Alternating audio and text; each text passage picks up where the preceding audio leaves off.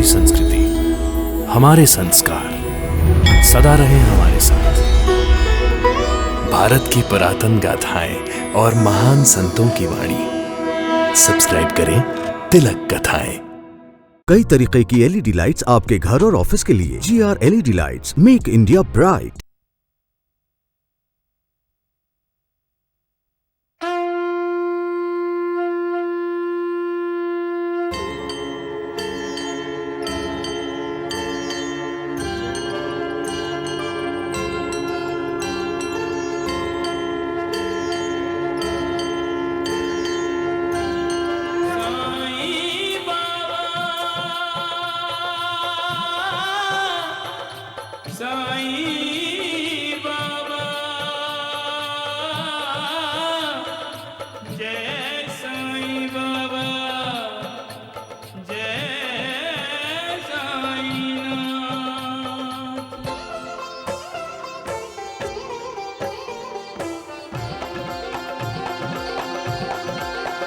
साईं राम साईं श्याम दुख भंजन तेरु नाम। साईं राम साईं श्याम दुख भंजन तेरु नाम। हे साईं नाथ तेरे आने से, हे साईं नाथ तेरे आने से हुआ धन्य ये धरती धाम धाम। साईं राम साईं श्याम दुख भंजन तेरु नाम। साईं राम साईं श्याम दुख भंजन तेरु नाम। सुख धाम धन धाम साईं राम साईं श्याम गुण धाम यश धाम। साईं राम साईं श्याम ओ भक्त वत्सल दीन बंधु बाबा तुझे प्रणाम। साईं बाबा तुझे प्रणाम। साईं बाबा तुझे प्रणाम।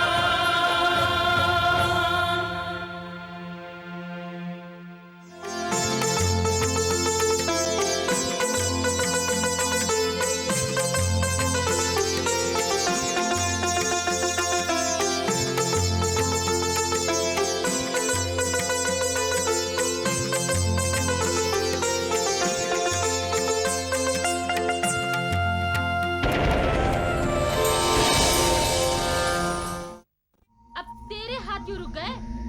ध्यान इधर करो, ठीक से पैर दबा, नहीं तो आंखें होते हुए भी इंसान अंधा हो जाता है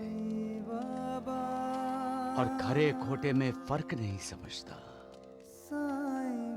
हीरे को कांच और कांच को हीरा समझने लगता है। आ, बच्चे पढ़ाई छोड़कर खेलने नहीं जाते तो तुम मेरे पास कैसे आते? कब से तुम्हें बुला रहा हूं पर तुम नहीं आते।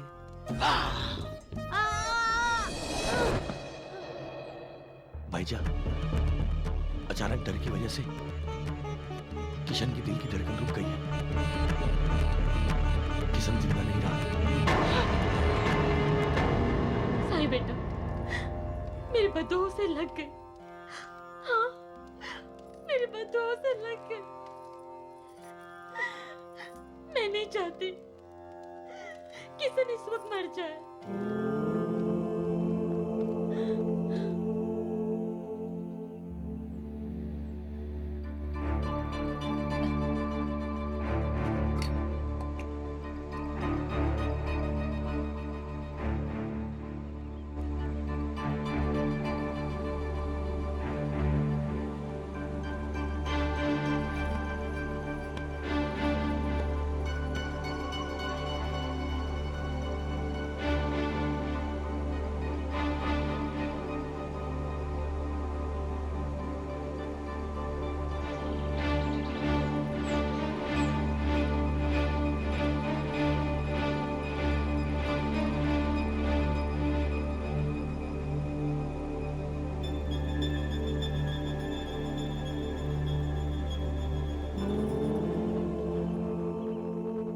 वैद्य जी, साईं बाबा।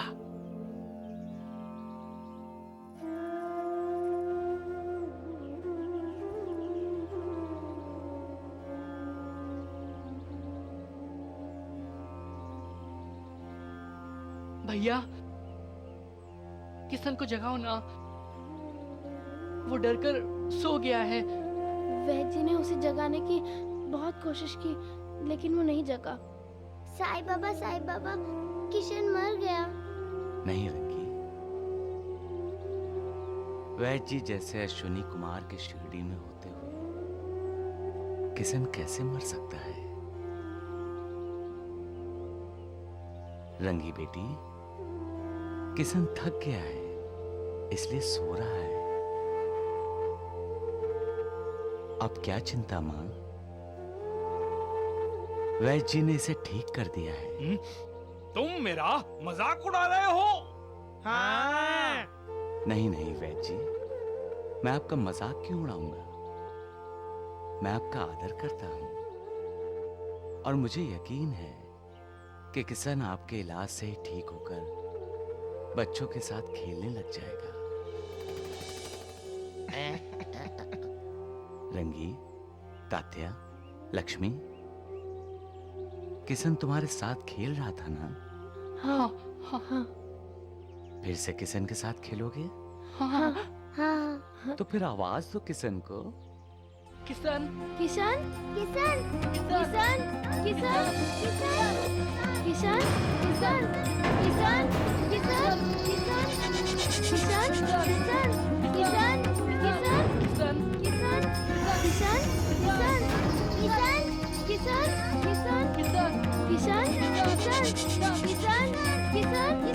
किशन, किशन, किशन, किशन, किशन,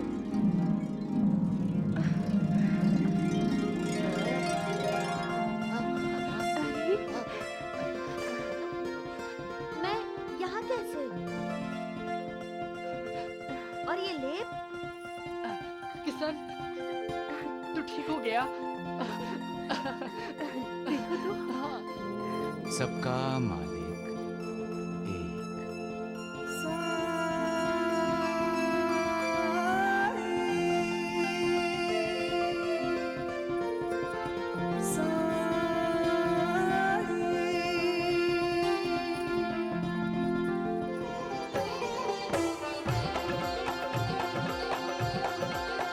साईं राम साईं श्याम दुख भंजन तेरु नाम।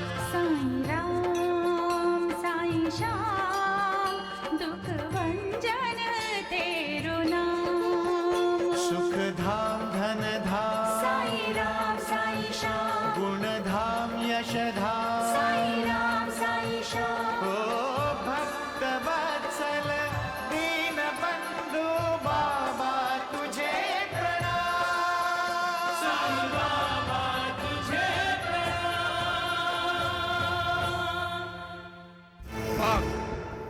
पागल हो गए हैं शिरडी के लोग। अरे मरा हुआ इंसान भी कभी जिंदा हुआ है? हमने तो नहीं देखा। अरे चुप करो मूर्खों।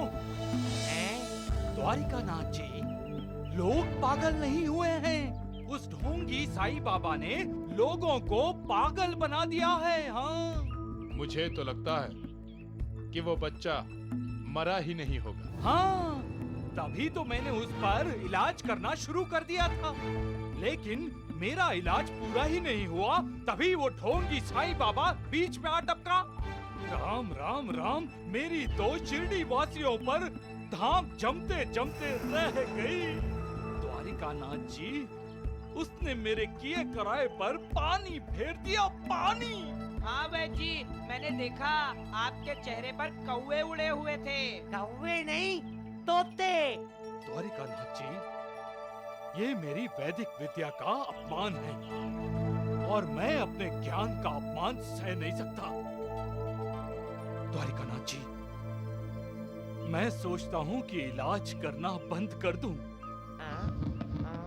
वैद्य जी, आग से कहते हो कि वो जलाना छोड़ दे, नदी से कहते हो कि वो बहना बंद कर दे, अरे आप तो साईं बाबा को खुद रास्ता देना चाहते हो, और वो भी तो यही चाहता है कि हम सब अपने अपने धंधे बंद करके यहाँ से चले जाएं। लेकिन हम नहीं जाएंगे। हाँ हाँ वैद्य जी, हम यहाँ से नहीं जाएंगे। हाँ, हम शिरडी छोड़कर नहीं जाएंगे। तुम दोनों ठीक कहते हो दगड़ू धोंडू, हम में से कोई नहीं जाएगा। हम उस साईं बाबा को शिरडी से निकाल बाहर करेंगे। जो सदैव मेरी भक्ति करता है, मेरी लीला गान करता है, जिसकी प्यास मैं हूं, जिसका श्वास मैं हूं, जिसके लिए मेरे बिना सारा संसार सूना है, जो सदैव मेरा नाम स्मरण करता रहता है, वो सदैव मेरा दर्शन पाता है। जो संपूर्णतया मेरी शरण में आ जाता है और हर पल मेरा ही स्मरण करता रहता है, उसका ये ऋण मैं उसे मुक्ति दिलाकर चुका देता हूं। जो दूसरों को पीड़ा पहुंचाता है, वो मेरे हृदय को दुख पहुंचाता है, और इसके विपरीत जो खुद दुख सहकर दूसरों को सुख देता है, वो मुझे अधिक प्रिय है। मैं तुम्हारे अंतःकरण और समस्त प्राणियों में विद्यमान हूं। तुम अपने तथा समस्त प्राणियों में मेरा दर्शन करो। यदि तुम इसका नित्य प्रति अभ्यास करोगे, तो मेरी सर्वव्यापकता का अनुभव शीघ्र ही हो जाएगा और मेरे साथ एक रूप हो जाओगे। इसलिए मोह और अहंकार को त्याग दो और मुझे ही अपने आप को समर्पित कर दो। तुम्हारा उद्धार होगा। सबका मालिक एक है। अरे श्यामा, तुम अहमदनगर कब जा रहे हो? मैं सोच रहा था अहमदनगर के कलेक्टर के दफ्तर जाकर उनसे पाठशाला के बारे में बात करूं, पर आपने ये कैसे जान लिया? ये बात तो मैंने किसी से नहीं की। साईनाथ हर किसी के अंतःकरण में निवास करते हैं। इनसे कोई बात कैसे छिपी रह सकती है? नाना से कहना, मैंने उसे बहुत याद किया है। नाना? कौन नाना? जिससे तुम मिलने जा रहे हो। मैं तो कलेक्टर के सचिव नारायण गोविंद चांडोरकर से मिलने जाने का सोच रहा था। अरे वो ही नाना साहब के नाम से मशहूर है। उससे कहना, बहुत इंतजार किया है मैंने उसका। अब तक मुझसे मिलने क्यों नहीं आया वो? मुझे साईं बाबा ने बुलाया माधवराव। हाँ नाना साहब। बड़ी हैरानी की बात है। क्यों? अब तक मैं उनसे कभी मिला नहीं, और आप कह रहे हो वो मेरा इंतजार कर रहे हैं। साईं बाबा एक दिव्य शक्ति है नाना साहब। हम शिरडी वाले उन्हें अपना भगवान मानते हैं, और हमारे भगवान का कहना है कि वो अपने भक्तों को अपने पास बुला लेते हैं। मैं और साईं बाबा का भक्त? नहीं माधवराव देशपांडे, मैं साईं बाबा का भक्त नहीं हूं। लगता है उन्हें कलेक्टर साहब से कोई काम हो जो वो मुझसे करवाना चाहते हो। काम के लिए साईं बाबा को किसी की जरूरत नहीं है नाना साहब। आपकी उन पर बहुत श्रद्धा दिखाई देती है। कब आएंगे आप साईं बाबा से मिलने? आऊंगा, मौका मिलते ही आऊंगा। आप मौके का इंतजार करेंगे नाना साहब चांदोरकर। शायद आपके ध्यान में ये बात नहीं आई है कि सामान्य परिस्थितियों में भक्त भगवान का दरवाजा खटखटाता है। यहाँ तो स्वयं भगवान ने भक्त का दरवाजा खटखटाया है। नमस्ते। बड़ी हैरानी की बात है, अब तक मैं उनसे कभी मिला नहीं, जो वो मेरा इंतजार कर रहे हैं।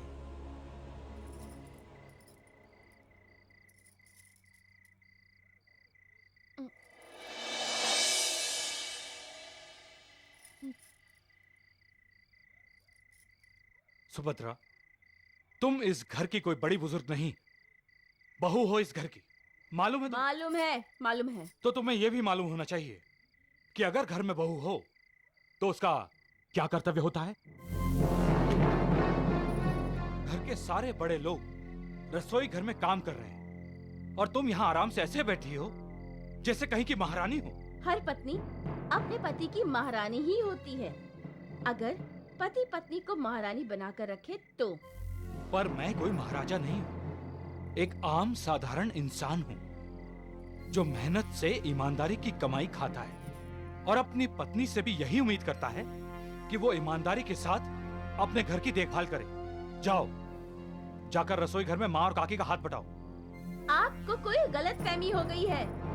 मैं वही सुभद्रा हूँ जिसे आप ब्याह कर यहाँ लाए थे और जो अपना ससुराल छोड़कर अपने मायके इसलिए चली गई थी कि वो इस घर में बहू बनकर आई है, कोई नौकरानी बनकर नहीं। याद है ना आपको? और वैसे भी मैंने आपसे पहले ही कह दिया था कि मैंने अपने मायके में भी कभी घर का काम नहीं किया और यहाँ भी नहीं करूंगी। तो फिर क्या वापस क्यों आई? मैं वापस आई हूँ, आप आए थे मुझे लेने के लिए। मैं आया था? अरे वो तो शकुंतला भाभी के कहने पर मैं। शकुंतला भाभी? हाँ हाँ, शकुंतला भाभी। वो मुझे राहता में मिली थी, बहुत जोर दे रही थी, बोल रही थी सुभद्रा बिल्कुल बदल गई है, सुधर गई है, उसे वापस अपने घर ले जाओ। कब से इंतजार कर रही है बेचारी। मैं कोई इंतजार नहीं कर रही थी तुम्हारा, तुम्हें बहुत बड़ी गलतफहमी हो गई है। अब बात समझ में आई मेरी। शकुंतला भाभी तुम्हारा भला चाहती थी, तुम्हारा घर बसा देखना चाहती थी, लेकिन तुम्हें तो कुछ एहसास ही नहीं। तुम न कभी बदली थी और न कभी बदलोगी। अरे तुम्हें तो दूसरों को दुख देने में ही सुख मिलता है।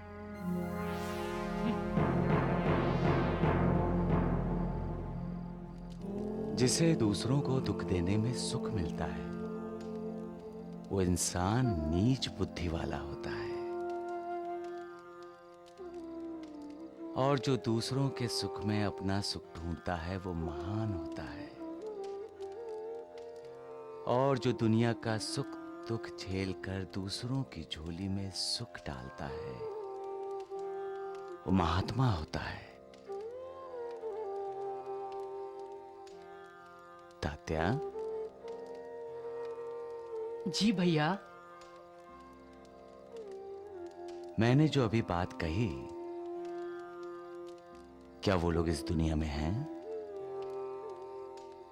हैं भैया। तुम जानते हो उन्हें? मैं जानता हूं महालसापति, और आप भी उन्हें जानते हैं। मैं भी जानता हूं, नहीं तो मुझे नहीं मालूम कौन है ये महात्मा लोग। हमारे माता पिता। हर माता पिता अपने बच्चों के सुख में ही अपना सुख देखते हैं। वो खुद दुख झेलकर अपने बच्चों को खुश और सुखी रखने की पूरी कोशिश करते हैं।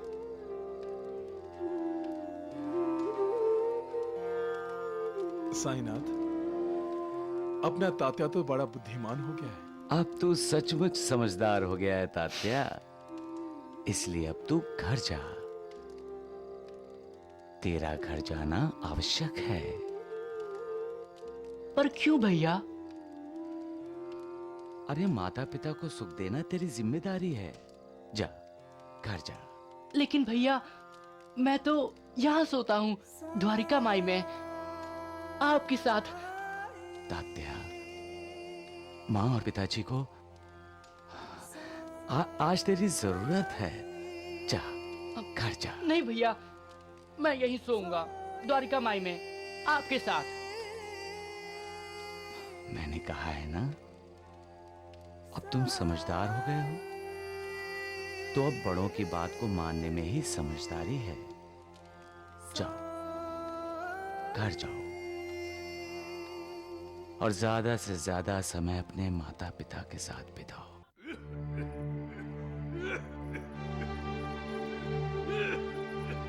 भाईजान, भाईजान अब मुझसे नहीं सहा जा रहा है। ऐसा लग रहा है जैसे आग लग रही है यहाँ। अब थांबा, अभी गर्म पानी का सेक कर देती हूँ, ठीक हो जाएगा। बहुत दर्द कर रहा है भाईजान। हाँ। पिताजी, माँ, पिताजी को क्या हुआ? अरे इनके सीने में दर्द हो रहा है बेटा। पिताजी, पिताजी, बहुत दर्द हो रहा है क्या? अब सब दर्द मिट जाएगा तात्या, मैं जो आ गया हूँ। कोते पाटिल, घबराओ मत, मैं आ गया हूँ। हम भी आ गए हैं। ठीक है, ठीक है। मुझे अब कोते पाटिल का इलाज करने दो। हाँ,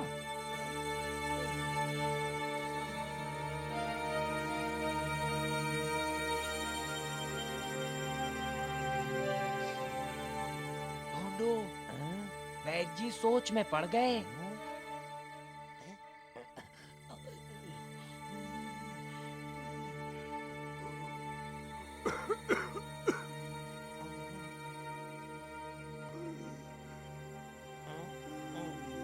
गया कौन? कोते पाटिल। दगड़ू, दगड़ू, कौन बोला? कोते पाटिल। दगड़ू, जल्दी दे।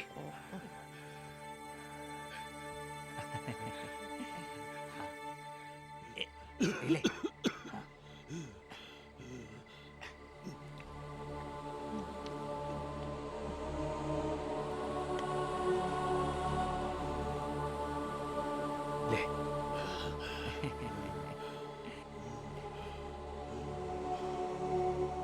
देखा भाईजा भाई, अब कोते पाटिल को आराम मिला है। ये जीवदायी घोटी 2-2 घंटों में पिलाते रहना इन्हें। अच्छा तो ये हुआ कि तात्या सही वक्त पर मुझे बुलाने आया। मैं? तुम्ही तो मुझे नींद से उठाकर जल्दी जल्दी यहाँ ले आए, तभी तो मैं कोते पाटिल का इलाज कर सका।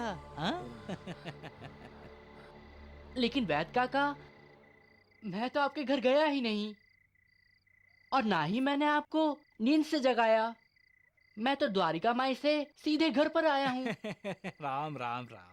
मुझे तो ये भी नहीं पता था कि पिताजी बीमार हैं। अच्छा, अब ये नहीं कहना कि मुझे बुलाने के लिए साईं बाबा तुम्हारा रूप लेकर मेरे घर आए थे, क्यों? ए चुप! भाईजा भाई, संकोच मत करना। किसी भी वक्त मेरे दरवाजे पर दस्तक दोगी तो मैं कोते पाटिल के लिए दौड़ा दौड़ा चला आऊंगा। कोते पाटिल अभी जल्दी ही ठीक हो जाएंगे, हैं? हाँ, चला।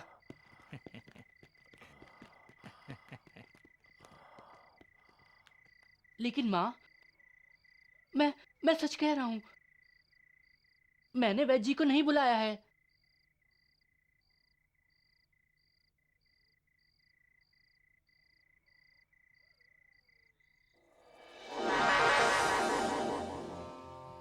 नाना, नाना, तुम शिरडी क्यों नहीं आ रहे हो?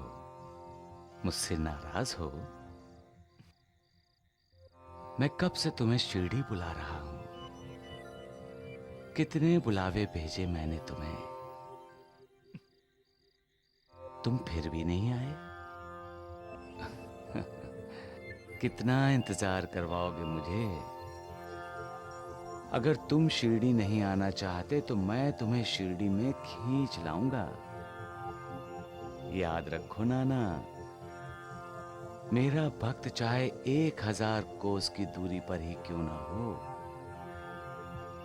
मैं चाहे 1000 कोस की दूरी पर ही क्यों ना हो, मैं उसे शिरडी ले ही आता हूं।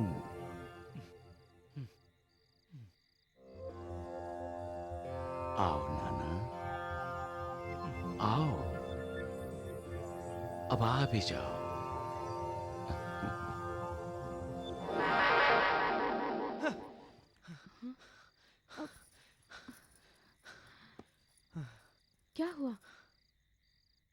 कोई सपना देखा? हाँ, सपने में साईं बाबा आए थे। शिरडी के साईं बाबा? हाँ, कह रहे थे शिरडी कब आओगे? सुबह हो गई। कहते हैं सुबह के सपने सच होते हैं।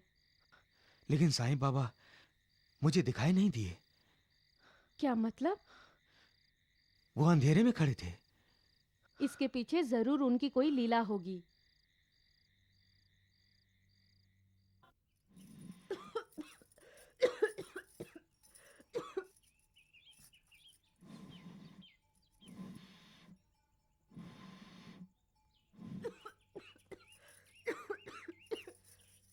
शकू, हाँ?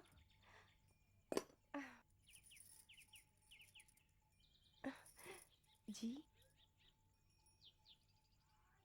तुम्हें इस तरह दिन रात काम करते देखता हूं तो मुझे अपने आप पे बहुत गुस्सा आता है। क्यों गुस्सा आता है? मैं देख रहा हूं ना, मेरे घर वाले तुम्हारे साथ कैसा व्यवहार करते हैं। बात बात पर ताने सुनती हो, फिर भी तुम कुछ नहीं कहती। रात रात भर माँ की सेवा करती हो और बदले में 24 घंटे गालियां और फटकार सुनती हो। मैंने फैसला कर लिया है। क्या? ये क्या कर रहे हैं आप? अरे कोई आ गया तो क्या सोचेगा? यहाँ सब अपने अपने बारे में सोचते हैं, हमारे बारे में कोई नहीं सोचता। शकू, हाँ? हम इस घर में नहीं रहेंगे। ये क्या कह रहे हैं आप? जिस घर में तुम्हारी इज्जत नहीं, मैं उस घर में नहीं रहना चाहता। हम अपना एक अलग घर बसाएंगे।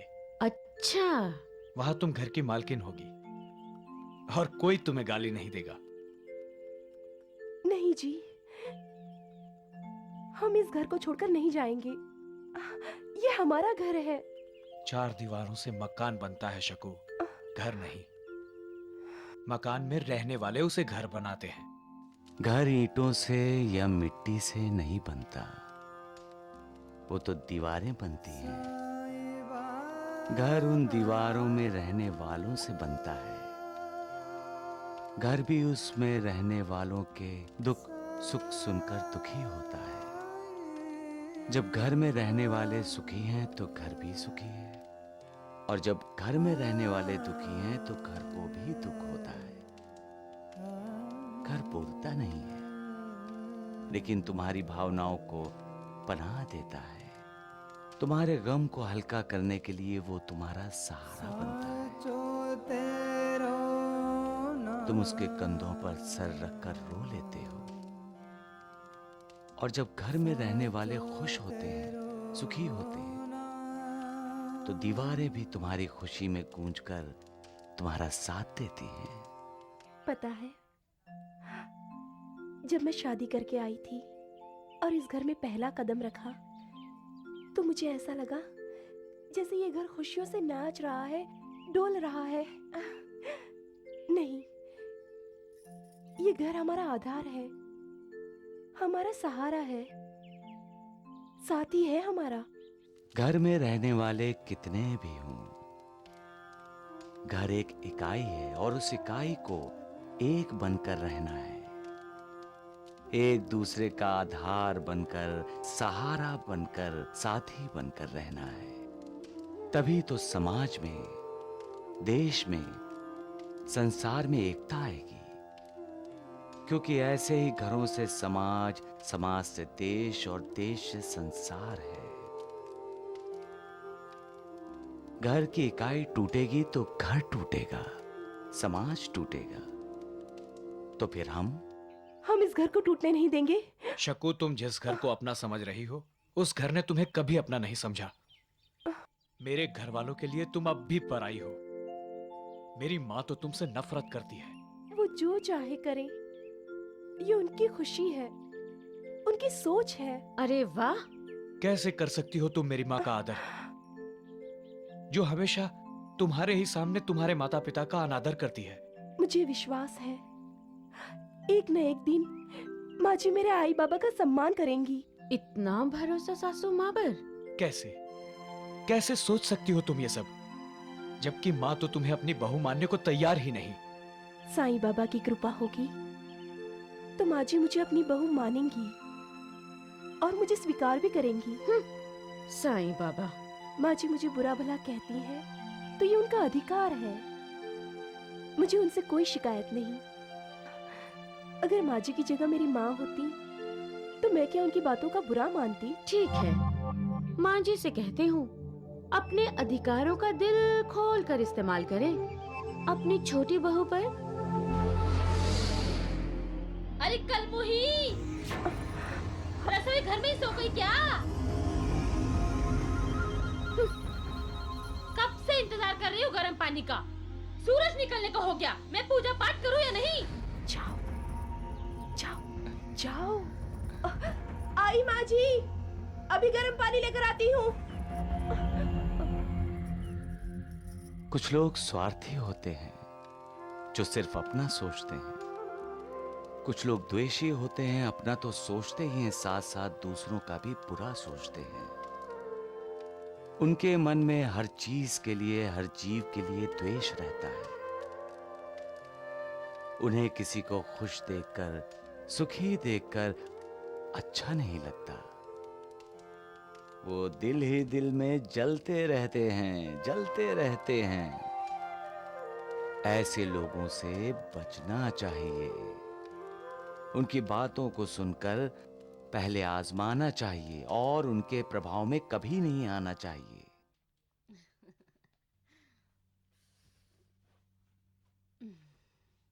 माँ जी, माँ जी। क्या हुआ? कुछ नहीं। अरे कुछ तो है जो इतनी जल्दी में हो। अरे बताओ बहू, क्या बात है? अरे कोंडा जी बैठा है तो क्या हुआ? तू बोल। सोच क्या रही है, हैं? जी, मैं सोच रही हूँ कहीं मैं कुछ गलत बात तो नहीं कर रही। अरे क्या गलत क्या सही, कुछ बताएगी भी? माँ जी, मुझे लगाई बुझाई करना तो आता ही नहीं, ये तो आप जानती ही हैं ना। हाँ हाँ, तू घबरा मत, मैं सब समझ रही हूँ। वो मरी शकुंतला ने कुछ किया होगा, तू बोल। नहीं माँ जी, देवरानी जी ने कुछ नहीं किया, लेकिन वो करने जा रही है। अरे क्या करने जा रही है? अरे तू हिचकिचा क्यों रही है? साफ साफ बोल, क्या कह रही थी वो मनहूस? जी माँ जी, देवरानी जी देवर जी से कह रही थी कि वो। क्या कह रही थी? माँ जी, अब जाने भी दीजिए ना। कहते हुए अच्छा तो नहीं लग रहा है, लेकिन देवरानी जी गोपाल भैया से कह रही थी कि वो इस घर को। क्या इस घर को? अरे जला डालेगी क्या इस घर को? नहीं माँ जी, वो इस घर को छोड़कर जाने की बात कर रही थी। क्या? मेरे गोपाल बेटे को मुझसे अलग करना चाहती है? जरूर मेरे खिलाफ भड़काती होगी उसे। कह रही थी इस घर में कोई भी उनका अपना नहीं है, सब लोग उन दोनों के लिए पराये हो गए हैं। मैं गोपाल की माँ गोपाल के लिए पराई? देखिए ना माँ जी, और वो ये भी कह रही थी कि आपने उसके माँ बाप का अपमान किया था, वो इस बात का बदला जरूर लेगी। बदला लेगी मुझसे?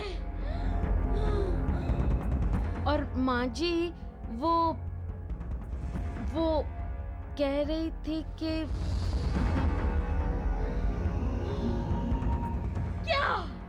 क्या बोल रही थी मेरे लिए? बोल पार्वती। माँ जी, वो कह रही थी कि माँ जी, वो आपसे नफरत करती है।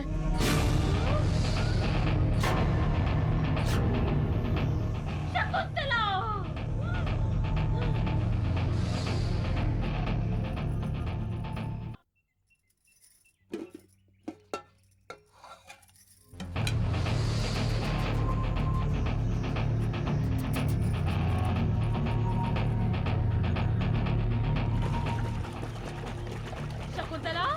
जी माँ जी।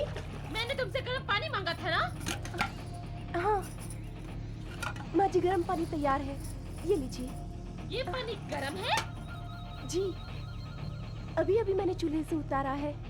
देखिए ना, भाप भी निकल रही है।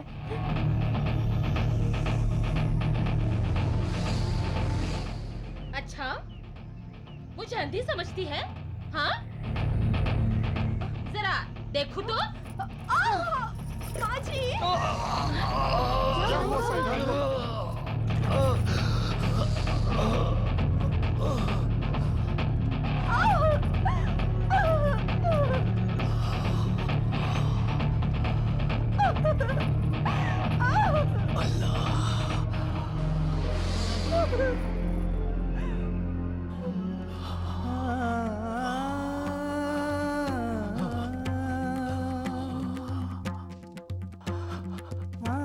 ये क्या हुआ साईनाथ? आपका हाथ तो जल गया है। पानी क्यों गिर रहा है हाथ से?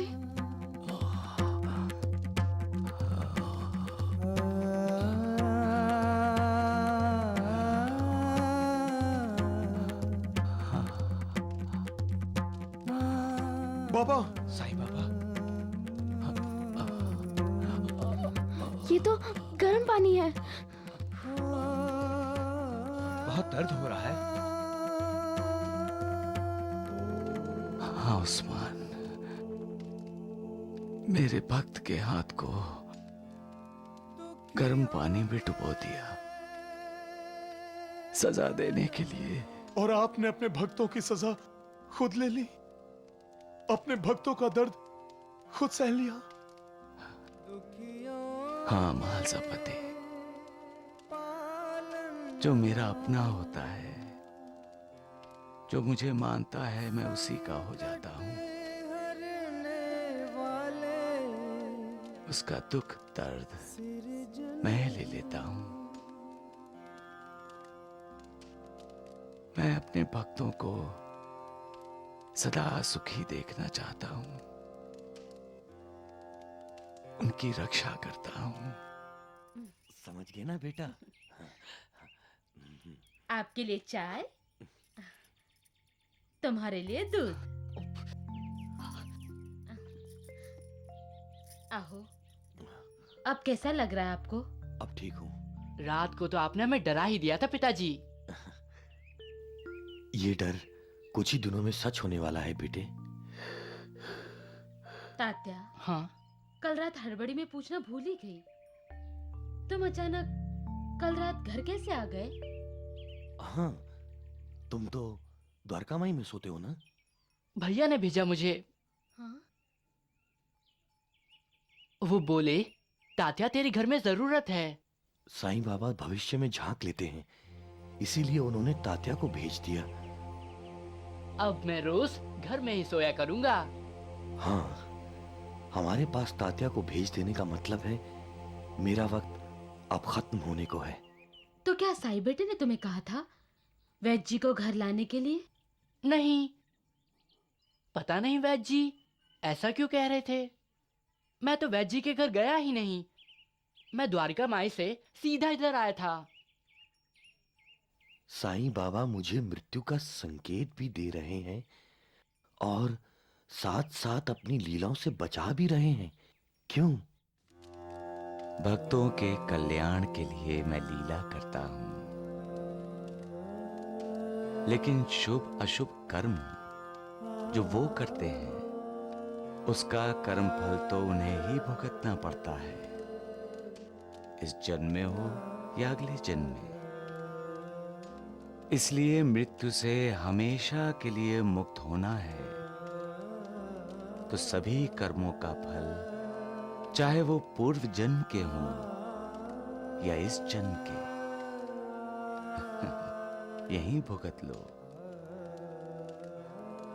सबका मालिक एक है। कर्मण्येवाधिका रस्ते माँ फलेषु कदाचन माँ कर्म फल हेतु भूर्मा ते संगोस्तव कर्मणि। तेरा अधिकार केवल कर्म करना है, कर्म के फलों में कभी नहीं। इसलिए तू कर्मों के फल का हेतु मत हो तथा तेरी कर्म न करने में भी आसक्ति न हो। जब कुल का नाश किया तब जो कुल के पुराने धर्म चले आए। सुभद्रा, क्या बात है? तबीयत तो ठीक है तुम्हारी? तबीयत कैसे ठीक रहेगी? एक दिन भर खांसती रहती है और दूसरी दिन भर गीता पाठ करती रहती है और दूसरों की खांसी बढ़ाती रहती है। पता नहीं ये दोनों कब मरेंगे। सुभद्रा, आपके काका काकी हैं, इसलिए आपको कोई फर्क नहीं पड़ता, वो जो चाहे करें। लेकिन मेरी जिंदगी तो नरक बन गई है, मेरा सुख चैन बर्बाद हो गया है। ये काका काकी दूसरा घर क्यों नहीं ले लेते? ये मेरे पिताजी और उनके छोटे भाई मेरे काका जी का घर है। पिताजी अब रहे नहीं और अब काका काकी ही मेरे लिए पूज्य हैं। और जब ये घर उनका है तो वो दूसरे घर क्यों जाए? हाँ, अगर तुम्हें उनके साथ नहीं रहना तो तुम अपने मायके वापस जा सकती हो। मैं क्यों जाऊं? ये घर मेरा है, मैं पत्नी हूँ आपकी। यही तो दुर्भाग्य है मेरा। दुर्भाग्य? तो इस दुर्भाग्य को आप अपने घर क्यों लेकर आए? फिर वही बात, पता नहीं मैंने क्यों शकुंतला भाभी की बातों पर विश्वास कर लिया। मैं तुम्हें यहाँ ले तो आया हूँ, लेकिन तुमने मेरे काका काकी या मेरी माँ को किसी बात से नाराज किया या जरा सा भी दुख दिया ना, तो हाथ पकड़ के घर से बाहर कर दूंगा। समझ में आई बात?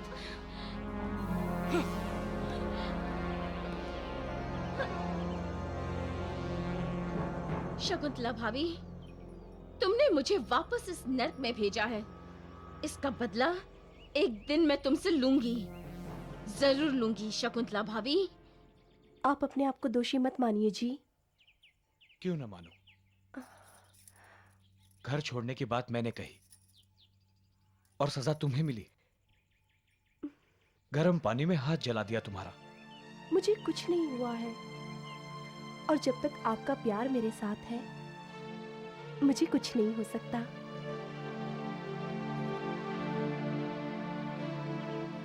ये लो,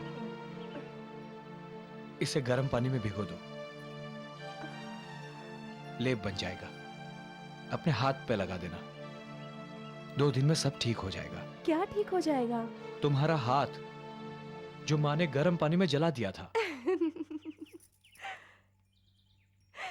सिर्फ माँ जी ने ही नहीं, मैंने भी ठंडे पानी को गर्म समझ लिया था। क्या?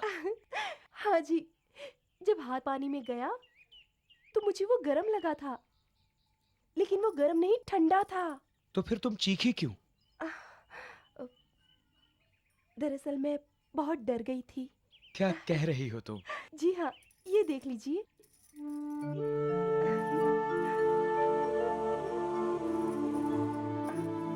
ऐसा कैसे हो सकता है? साईं बाबा ने मेरी रक्षा की। गर्म पानी में भी मेरा हाथ नहीं जला। ये उन्हीं का चमत्कार है। जय साईं बाबा। मेरी भक्ति करने वाला भक्त हमेशा मेरी नजरों के सामने रहता है। वो कभी भी कहीं भी मुझे याद करता है तो मुझे अपने साथ पाता है। मैं सदा उसके साथ रहता हूं, उसके नजदीक हूं, उसके दिल में रहता हूं।